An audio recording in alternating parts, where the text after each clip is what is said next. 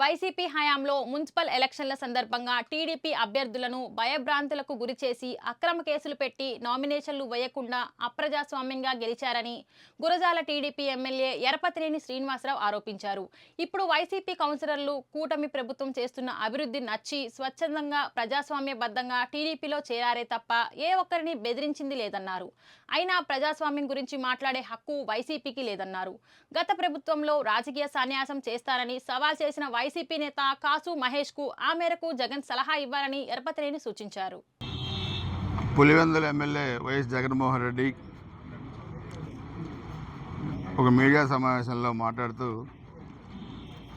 పిడుగురాల మున్సిపాలిటీలో ఒక కౌన్సిలర్గా లేని తెలుగుదేశం పార్టీ వైస్ చైర్మన్ ఎలా గెలిచింది, వాళ్ళు ఏదో దౌర్జన్యాలు చేసి గెలిచారనేది కూడా మాట్లాడటం జరిగింది.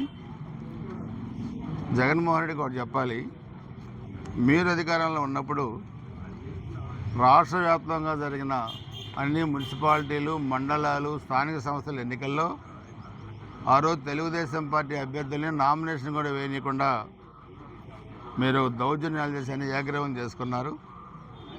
ఆ రోజు పిడుగురాల మున్సిపాలిటీలో మా అభ్యర్థులు నామినేషన్ వేయడానికి వెళ్ళినప్పుడు మీరు ఎలా అడ్డుకున్నారో మీరు ఆ వీడియో కూడా మీకు పంపిస్తాను, మీరు కూడా చూడండి. నేను మీడియా కూడా రిలీజ్ చేస్తాను. కానీ నిన్న జరిగిన దాంట్లో ఎక్కడా కూడా ఎలాంటి అవాంఛనీయ సంఘటనలు జరగలేదు, మేము ఎవరిని అడ్డుకోలేదు. మొత్తం మీరు ఆ రోజు వన్ సైడ్గా చేసుకున్న మీ కౌన్సిలర్స్ మొత్తం కూడా అభివృద్ధి అనేది తెలుగుదేశం పార్టీ వల్లే, ఎన్డీఏ ప్రభుత్వం వల్లే జరుగుద్దన్న ఉద్దేశంతో వైస్ చైర్మన్ ఎన్నికలో ఏకగ్రీవం చేశారు. అదేవిధంగా చైర్మన్తో సహా 17 మంది కౌన్సిలర్లు తెలుగుదేశం పార్టీలో చేరారు. అది ప్రజాస్వామ్యబద్ధంగా చేరారు. మీరు చేస్తేనో నీతి, మేము చేస్తే తప్పు. మీరు అసలు ప్రజాస్వామ్యం గురించి మాట్లాడే హక్కు వైసీపీ కానీ జగన్మోహన్ రెడ్డి కానీ లేదు. ముందు మన ఎన్నికల్లో పోటీ చేసిన అభ్యర్థికి చెప్పాలి జగన్మోహన్ రెడ్డి కూడా. ఆ అభ్యర్థి నేను ఎన్నికల ముందు ఒక సవాల్ విసురుకున్నాం, ఎన్నికల్లో ఎవరు ఓడిపోయినా రాజకీయ సన్యాసం తీసుకోవాలని. ఆయన ఒప్పుకున్నాడు దానికి. ఎస్, నేను రెడీగా ఉన్నాను, నేను ఓడిపోతే తీసుకుంటాను. కానీ ముందు మీ ఓడిపోయిన అభ్యర్థిని రాజకీయ సన్యాసం తీసుకోమని జగన్మోహన్ రెడ్డి చెప్పాలి గురజాల మన ఓడిపోయిన అభ్యర్థికి. అదర్వైజ్ చెప్పలేనప్పుడు నోరు మూసుకొని కూర్చోవాలి. మాట్లాడే హక్కు మీకు ఎక్కడ ఉంటుంది? నిన్న కదే చెప్పా పిడుగురాల్లో కూడా. ఫస్ట్ నీతులు చెప్పే ముందు మీరు మాట్లాడిన మాటకి కట్టుబడి మీరు ఉన్నారా లేదా చెప్పండి జగన్మోహన్ రెడ్డి. అంతేగాని అరాచకాలు, ఏదో వంశీ దగ్గరికి వెళ్ళాడు, కమ్మ సామాజిక వర్గంలో వాళ్ళు ఎదుగుతున్నారంట, దానికి తెలుగుదేశం వాళ్ళకి ఈడ్చంట. ఎక్కడి నుంచి వెళ్ళారు వాళ్ళు? తెలుగుదేశం పార్టీ నుంచి వెళ్ళారు, మీ దగ్గరికి వచ్చారు.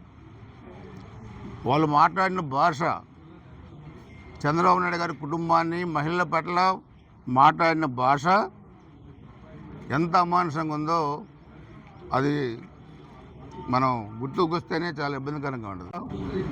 కిడ్నాప్ కేసులో ఇరుక్కున్నారు. చట్ట ప్రకారం గవర్నమెంట్ చర్యలు తీసుకొని తప్పితే అసలు మేమేనా తీసుకోవాల్సిన చర్య ఇది కాదు. ఇంకా తీవ్రమైన చర్యలు మేమేనా ఉండాలి. కానీ అక్కడ మా ముఖ్యమంత్రి గారు ఒప్పుకోవట్లేదు. అది సమస్య. కక్ష సాధింపులు మా ప్రభుత్వానికి లేవు కాబట్టి మీరు ఆ మాటలైనా మాడగలుగుతున్నారు, లేదంటే మీరు మాట్లాడే పరిస్థితి కూడా ఉండదు. కాబట్టి మీరు ఎప్పటికైనా 151 సీట్ల నుంచి 11 సీట్లు ఎందుకు వచ్చాయో గుర్తుపెట్టుకొని, ఇది ప్రజాస్వామ్యం.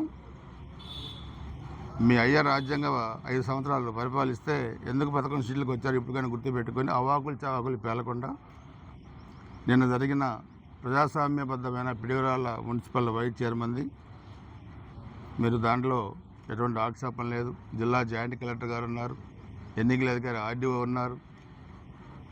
అదేవిధంగా వీడియో రికార్డ్ చేశారు, ఎన్నికల సంఘానికి పంపించారు.